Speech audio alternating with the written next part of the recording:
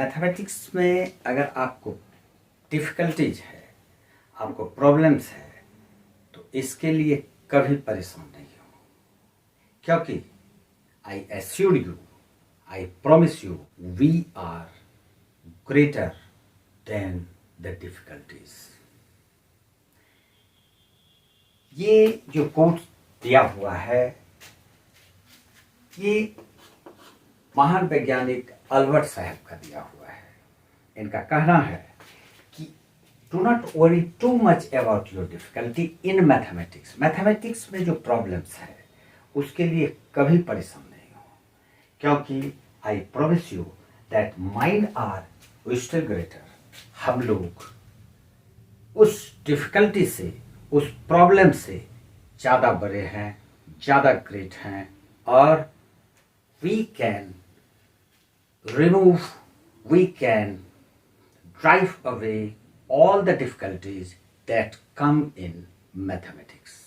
ठीक है, तो आज हम लोग, नमस्कार स्टूडेंट्स, आज हम लोग ऐसे ही मैथमेटिक्स के 2 क्वेश्चन पर डिस्कस करेंगे और अल्बर्ट साहब को एक बार नमस्कार करते हुए हम लोग इसको आगे बढ़ते हैं। चलो ध्यान से यहाँ देखें। क्वेश्चन नंबर 1 अर्थमेटिक प्रोग्रेशन से है। सम to n terms 4 - 1 by n plus 4 - 2 by n plus 4 - 3 by n plus 4 - 4 by n plus 4 - 5 by n and so on। Albert साहब के बात को ध्यान में रखते हुए हमेशा इस प्रेशर से मुक्त रहिए कि कोई भी डिफिकल्टी मैथमेटिक्स में आपको परेशान करेगा। उस परेशानी को इस तरह से भगाएंगे हम लोग जैसे कि वो परेशानी हमसे डर गया हो। तो चलते हैं यहाँ, इसका सम निकालना है। हम लोग इसको लिखते हैं s = 4 - 1 by n, ब्रैकेट को हटा देते हैं, plus 4 - 2 by n plus 4 - 3 by n plus ये हमारा n टर्म्स तक जाएगा। ये n टर्म्स तक जाएगा, मतलब 4 4 4, ये n टर्म्स तक होगा। तो हम लोग इसको लिखते हैं 4 + 4 + 4 + 4 अप टू n टर्म्स। और अब हमारे पास बच जाता है ये negative terms, -1 by n, -2 by n, -3 by n, यानी जितने भी निगेटिव टर्म्स हैं सबको एक साथ रखते हैं, माइनस कॉमन ले लेते हैं। उसके बाद यहाँ बच जाता है 1 by n plus 2 by n plus 3 by n plus dash dash dash, ये भी n टर्म्स तक जाएगा। ठीक है, अब अगर किसी भी नंबर को, जैसे 4 है यहाँ पर, तो 4 को अगर हम n टाइम्स ऐड करते हैं तो वो 4n होता है। तो हम लोग इसको लिखते हैं 4n। ठीक है, फिर माइनस है, यहाँ पर हम देख रहे हैं कि 1 by n 1 by n 1 by n 1 by n common है, तो 1 by n हम लोग कॉमन ले लेते हैं और फिर बच जाता है 1 + 2 + 3 plus up to n terms तक, 1 + 2 + 3 plus dash dash dash n terms.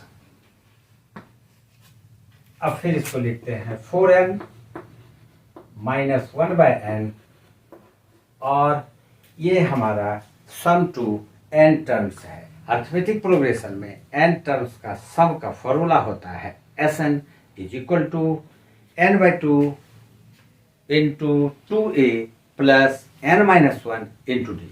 तो हम लोग यहाँ पर लगाते हैं n/2 × 2a, a = 1 first term, plus n - 1 × d, d 2 - 1 या 3 - 2 यानी कि 1। फिर ये इक्वल टू हो जाता है 4n - 1 by n, और ये जो n/2 है इसे n बाहर निकाल लेते हैं या n/2 को ही बाहर निकाल लेते हैं और यहां पर बच जाता है 2 प्लस n-1 ब्रैकेट में।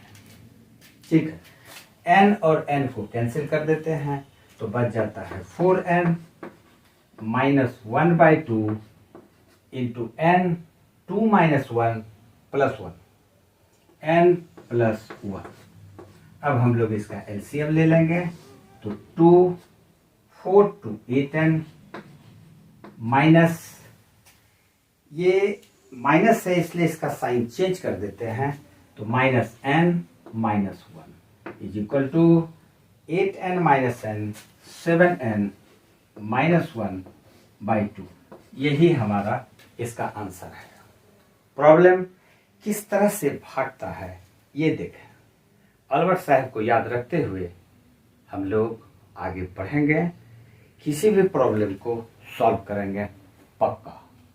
ये क्वेश्चन ट्रायंगल चैप्टर का है और इसमें कहा गया है कि किसी भी स्क्वायर के, कोई भी स्क्वायर है, ये मान लेते हैं कि एक स्क्वायर है,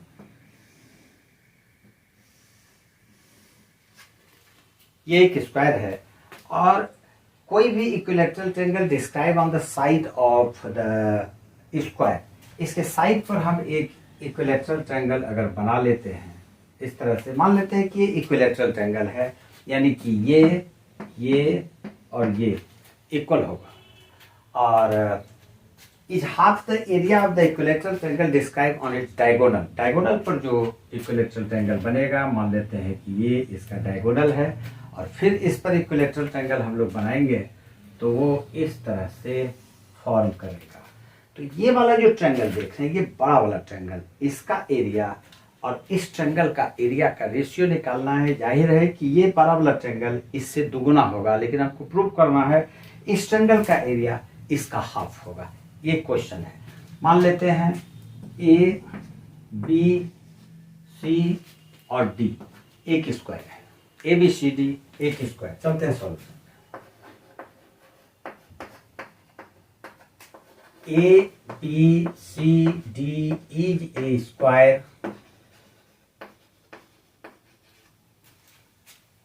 let its side be a units। मान लेते हैं कि उसका साइड a यूनिट से a सेंटीमीटर है, तो इसका डायगोनल AC कितना होगा? Diagonal of square is equal to √2 into side. अगर हम इसको a मान लेते हैं, ये अगर हमारा a है तो इसका ये डायगोनल हो जाएगा √2e, इतना होगा। और ये दोनों इक्विलैटरल ट्रायंगल है तो दोनों सिमिलर ट्रायंगल भी है a unit. Therefore diagonal of the square is equal to √2 into a unit, ये होगा। अब हम लोग ये जानते हैं, इसका नाम दे देते हैं ए बी सी डी, इसका नाम ई दे देते हैं और इसका नाम एफ दे देते हैं। तो ट्रायंगल ए ई बी और triangle A F C similar है क्योंकि दोनों इक्विलैटरल ट्रायंगल है, दोनों का तीनों एंगल 60 डिग्री है। तो since triangle A E B similar triangle AFC, similar triangle AFC। और अगर दो ट्रायंगल सिमिलर हो तो उसका एरिया का रेशियो उसके साइड के स्क्वायर के रेशियो में होता है, याद रखें इस बात को। देयरफॉर एरिया ट्रायंगल हम लोग को ऊपर में रखना है। Area of equilateral triangle described on it's side, side पर जो इक्विलैटरल ट्रायंगल बना है उसका एरिया ऊपर रखेंगे। तो area triangle A B E या A A B, triangle A E B by area triangle, diagonal पर जो स्क्वायर इक्विलेटरल ट्रायंगल बना है, ट्रायंगल AFC, AFC, और ये दोनों ट्रायंगल सिमिलर के साथ साथ इक्विलेटरल भी है। तो इक्विलेटरल ट्रायंगल का एरिया होता है उसके साइड, इक्विलेटरल ट्रायंगल का एरिया √3/4 इंटू साइड स्क्वायर होता है। हम वो भी इस्तेमाल कर सकते हैं, या सिमिलर ट्रायंगल है वो भी कर सकते हैं। तो हम लोग इक्विलेटरल ट्रायंगल का ही एरिया इस्तेमाल करेंगे। इस ट्रायंगल का एरिया हो जाएगा √3/4 इंटू साइड स्क्वायर, और इसका साइड ये वाला होगा। ये हम लोग AEB लिख रहे हैं, AEB ये नीचे वाला ट्रायंगल है, तो √3/4 और इसका साइड A है, तो ये हम लोग लिखेंगे A² bye area triangle AFC ये डायगोनल पर जो बना हुआ है, तो इसको लिखेंगे √3/4 इंटू इसका साइड हो जाएगा √2A और इसका स्क्वायर। यहाँ पर √3/4 कैंसिल कर सकते हैं, और फिर इसको हम लोग लिखेंगे A² बाय √2 का स्क्वायर करेंगे 2A², ये कैंसिल कर देंगे, तो यह हमारा आ जाता है 1/2। और जब हम इसको क्रॉस मल्टीप्लाई करेंगे तो area triangle AFC into 1, therefore area triangle AFC into 1 equal to area triangle AEB into 2, यानी 2 इंटू एरिया ट्रायंगल AEB ये लिख दिया। और हमको साबित करना है कि साइड पर जो बन रहा है यानी AEB का एरिया, इसका एरिया, तो ये 2 इधर डिवाइड हो जाएगा। Therefore area triangle AEB is equal to ये वाला एरिया, एरिया ट्रायंगल AFC